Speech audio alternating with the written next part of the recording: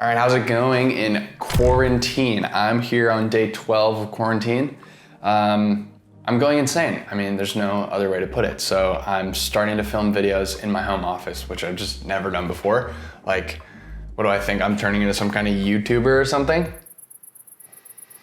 Anyway, wanted to do a video about the credit cards I keep in my wallet. For most people, that probably doesn't sound very interesting, but I have 14 of them. So without further ado, let's get into it. The very first card that I have, just because it's the first one on top of the pile, is the AMEX Blue Business Plus credit card.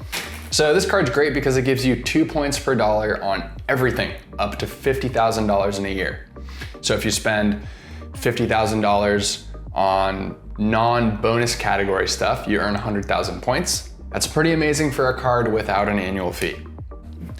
Next up is the American Express Business Gold card. Now this card is a great one because it allows you to earn 3 points per dollar on categories that most cards typically don't give bonuses for. Hardware, airfare, shipping, what else? Gas stations, advertising. So depending on your spending patterns, this could be a great card. I chose computer hardware because I buy a lot of things from Apple. This computer, this big RAID storage solution, my laptop, my iPhone. Apple also sells a lot of other things, iCloud storage. There's a lot of things you buy from Apple that you might not think of as computer hardware, but they'll earn you 3 points per dollar on this card. So you still get 2 points per dollar on the other categories, which makes this a great card. And in my opinion, even with the annual fee, you're coming out ahead with this card. Now, a little bit of a note about business credit cards, because I think a lot of people think, well, I don't own a business. How can I get approved for one of those?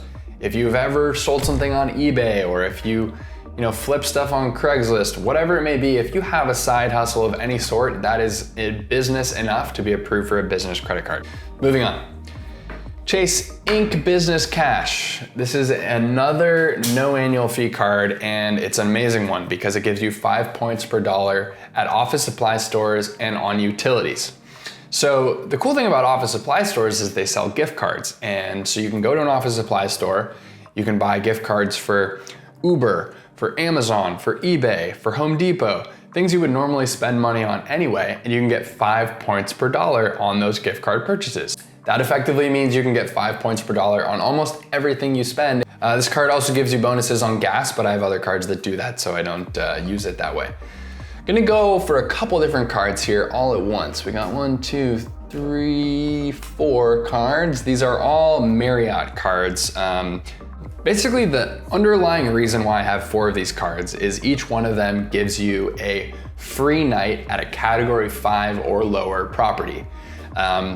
Annual fees on these cards are low enough that it justifies spending the annual fee just to get the free night. I mean, at that point, it's not free, but it's highly discounted. And for some of these properties worldwide, where you can stay at some incredibly nice hotels by using these credits, it more than makes up for the cost of the annual fee. Okay, moving on, Chase Freedom. This is a no annual fee credit card. It was the very first credit card I ever had.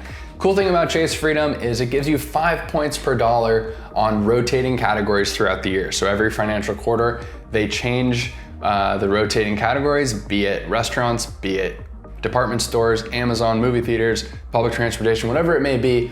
Up to $1,500 spent, you can get 5 points per dollar, again, on some usually unusual categories.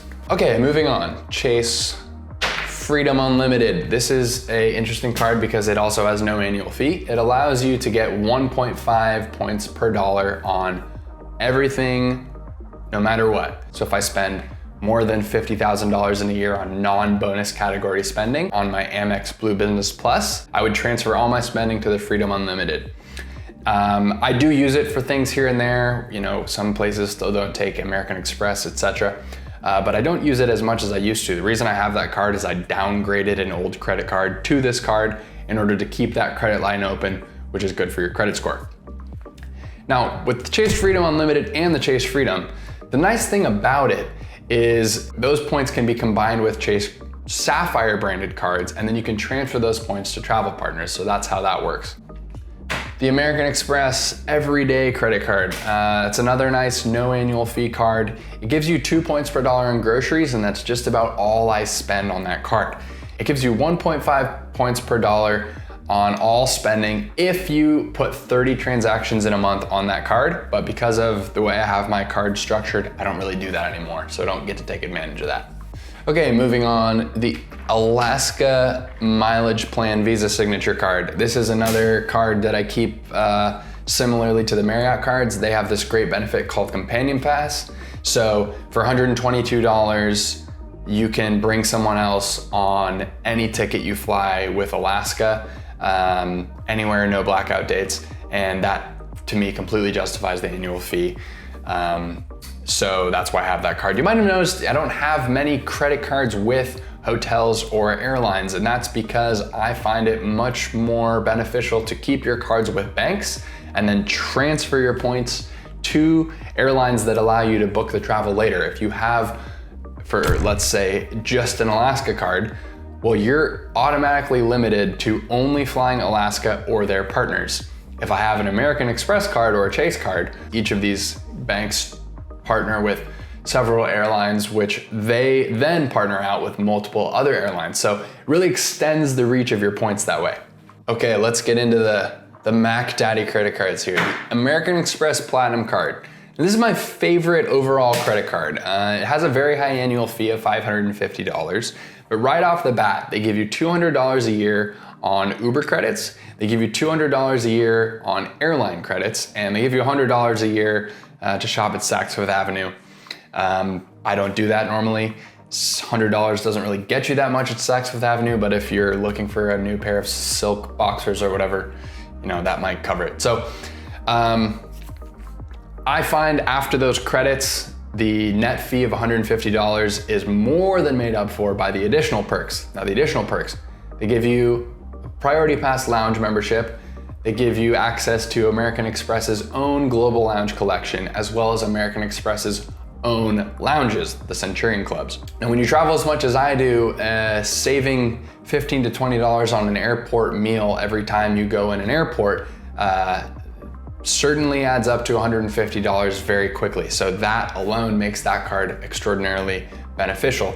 But the benefits don't stop there. My favorite perk of the entire card is actually 5 points per dollar on airfare. So no other card offers that many points per dollar on airfare. I buy a ton of plane tickets, so that stacks up really quick. Some of the other benefits include global entry / TSA pre-check credit. So if you pay $100 for global entry or $85 for TSA pre-check, but don't spend $85 for TSA pre-check because you just spend $15 more and you get global entry, which includes pre-check. Anyway, pro tip. So you spend that, they give you credit for it every 5 years, which covers the validity of your account standing. And then there's some other benefits like concierge, complimentary 2-day shipping, hotel status, rental car status, a few other odds and ends. I don't really utilize that stuff as often. So anyway, but that's my overall favorite credit card. Moving on to the Chase Sapphire Reserve. Now this card is, it's completely lost its prestige. It's metal and it's black, which is cool, but everybody has this card now. Now the reason is it gives you 3 points per dollar on travel and dining. Now those were big numbers when that card got launched, but since then it's kind of become, I would say, average. On top of that, they increased the annual fee, and in my opinion, they didn't really add super beneficial perks to make that worth it. What they do have is a $300 travel credit. So every year they give you $300 to spend on travel purchases, anything from airfare, Ubers, hotels, public transportation, whatever it may be. That immediately comes right off your statement, which is cool. So that brings the net annual fee down to $250. And then you're looking at using the Lyft Pink status, which gives you discount on Lyft rides, as well as a few other things, and DoorDash membership, so free delivery, things like that. I don't utilize DoorDash super often, so to me, it wasn't super worth it. That card's looking at maybe getting axed this year from my card portfolio. And the major reason why is this card right here. So the American Express Green Card, this is a newer one for me. It also gives 3 points per dollar on travel and dining. It has a $150 annual fee, but it gives you a $100 Lounge Buddy credit. I don't take advantage of that. It does give you a $100 credit towards Clear. Clear is an expedited airport security service, which I do use. That, on top of the 3x earning, is really making that card worth it for me. I actually prefer American Express points. I think they're a little bit more valuable than Chase points. So when I'm buying food or buying travel and I have the opportunity to earn 3x AMEX points or 3x Chase points, I prefer to put it on the AMEX card just because I like their points more at the moment.